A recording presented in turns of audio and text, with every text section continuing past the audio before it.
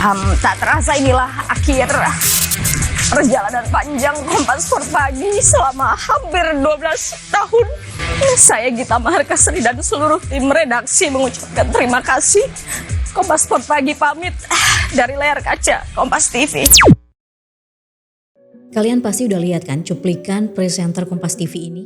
Video tadi itu bikin kita semua terdiam. Dan bukan cuma terharu, banyak yang langsung insecure. Mereka pada mikir, apa gue bakal kena PHK juga? Kemarin kena PHK di bulan Januari. Susah, persaingannya juga banyak kan. Ada yang dari sarjana, dari D3, sedangkan aku masih lulusan SMK. Kita semua pasti khawatir. Tapi kalau kita ngomongin PHK, Kompas TV bukan satu-satunya. Ada CNN Indonesia, iNews, MNC, MTech, dan Net TV. Satu persatu pada berguguran. Tapi sebenarnya isu PHK ini bukan mendadak, baru sekarang terjadi. Gelombangnya udah terlihat sejak dunia diserang COVID-19. Dan sekarang 2025, kita berhadapan dengan fase yang lebih berat lagi. Gelombang PHK makin nyata. Apa penyebabnya? Salah sistem? Salah pemerintah? Atau memang ekonomi dunia lagi goncang parah-parahnya? Ya, kita simak tentang gelombang PHK di Indonesia yang makin masif ini. Kalau trennya makin terus naik, siapa lagi yang jadi korban berikutnya? Masih bareng gue Trias Ambari di Apa Kata Gue.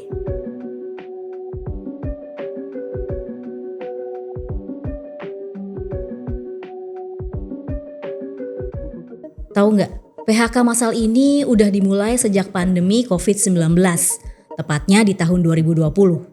Ada lebih dari 3,6 juta orang yang kehilangan pekerjaannya. Ada yang karena lockdown, sektor pariwisata jeblok, dan juga ketidakpastian ekonomi. Nah, kalau kita ngomongin 2021, masih banyak juga perusahaan yang terpaksa melakukan efisiensi karena vaksinasi baru mulai jalan. Dan ekonomi masih terlambat buat pulih.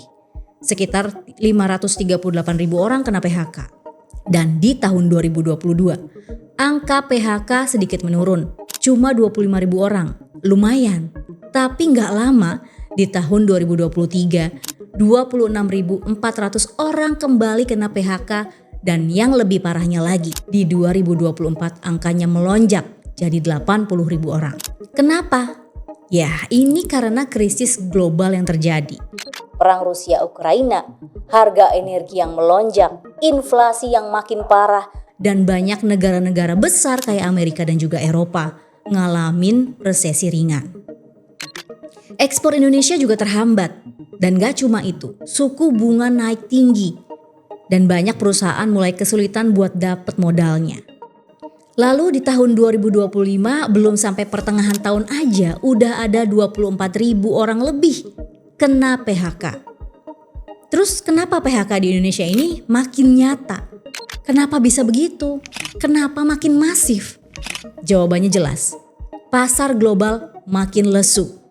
Ekspor turun karena perlambatan ekonomi. Dan gak cuma itu. Efek kebijakan dagang baru Amerika Serikat ini memang ngefek banget. Efek tarifnya bikin tekanan ke pasar Asia termasuk Indonesia. Permintaan berkurang, pabrik-pabrik terpaksa mengurangi produksi. Dan gak cuma itu, relokasi industri juga banyak terjadi. Beberapa perusahaan besar mulai pindah ke negara tetangga yang nawarin biaya lebih rendah. Dan ngerasa regulasi lebih ramah investor kayak ke Vietnam dan juga Bangladesh. Dan akibatnya sejumlah pabrik asing yang tadinya beroperasi di Indonesia sekarang pindah ke negara-negara tadi. Selain itu biaya produksi juga lagi naik. BBM mahal, logistik mahal. Jadinya banyak perusahaan akhirnya pindah dan gulung tikar. Itu sebabnya mereka akhirnya nge-PHK karyawan-karyawannya. Selain itu juga banjir produk impor murah terutama dari Cina juga bikin industri dalam negeri kita tuh susah bersaing. Dan akhirnya mengurangi produksi yang ujung-ujungnya juga akhirnya PHK. Banyak perusahaan yang juga terlilit utang dan kesulitan bersaing di pasar global.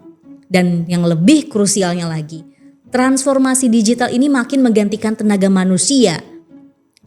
Dari pekerjaan manual, itu digantikan sama mesin dan juga teknologi.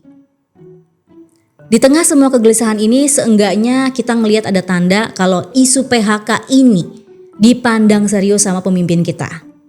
Nah, Presiden Prabowo Subianto secara terang-terangan nih menyinggung isu PHK massal dan perlunya negara hadir buat melindungi para pekerja dan ngasih lapangan pekerjaan. Yang paling baru banget kemarin, Prabowo sendiri bilang bakal bikin Satgas anti PHK. Kita akan segera membentuk Satuan Tugas PHK. Kita tidak akan membiarkan rakyat kita tidak akan biarkan pekerja-pekerja di PHK-kan seenaknya. Bahkan pemerintah nerbitin aturan baru buat korban PHK. Mereka bakal dapat bantuan uang tunai sebesar 60% dari gaji terakhir selama 6 bulan lewat JKP atau Jaminan Kehilangan Pekerjaan. BPJS juga catat nih, udah ada 35.000 pekerja korban PHK yang cairin dana JKP-nya. Dan total capai 161 miliar. Gak cuma itu, pemerintah bikin 8 kebijakan buat genjot ekonomi RI buat neken PHK. Kayak penguatan daya beli masyarakat, penyederhanaan izin usaha, sampai deregulasi. Nah guys, yang jelas kalau lo masih nonton ini dan lo masih punya pekerjaan, sekarang lo wajib bersyukur. Tapi kita jangan lengah, kita semua juga harus siap bergerak. Karena PHK massal ini adalah alarm. Kalau sistem kita rapuh dan cuma ngandelin ekspor dan pasar luar negeri aja, kita bakal ngedrop. Tapi kalau dengan arah baru kayak kita ningkatin industri, pangan dan pertahanan, kita nggak cuma pulih tapi kita bisa bangkit lebih kuat. Lewat hilirisasi dan juga swasembada tadi. Negara dan rakyat harus benar-benar bergerak bareng. Kalau nunggu keajaiban, ya nggak bakal datang. Tapi kalau kita gerak, peluang itu nyata dan bikin kita makin baik juga. Gitu aja. Gimana kalau pendapat kalian? Setuju nggak sama konten gue kali ini? Jangan lupa like, subscribe, dan juga ramein komennya ya. Masih bareng gue di Trias Ambari di konten selanjutnya nanti. Dah.